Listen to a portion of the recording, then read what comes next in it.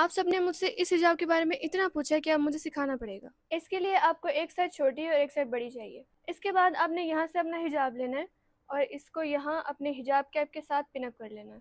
یہاں پہ پن لگانے کے بعد اس سائڈ کو پکڑنا ہے، یہاں پہ اس طرح کرنا ہے اور یہاں حجاب پن کے ساتھ سیٹ کر لینا ہے۔ یہ اس طرح دونوں سائڈ سے آپ نے اپنے حجاب کیپ کے ساتھ اس کو پن اپ کر لیا ہے۔ اب آپ نے یہ سائڈ اٹھانی ہے اور اس کو پکڑ کے ایسے رول کرتے ہوئے پیچھے کندھے پہ فلپ کر دیں، اس طرح۔ اس کے بعد آپ اپنا حجاب یوں پکڑیں گے، اس طرح کریں گے، یوں پکڑ کے یہاں پنز لگائیں گے، اس طرح سے یوں سامنے کر کے۔ یہ حجاب ہو گیا، لیکن ایک اور چیز دکھاتی ہوں۔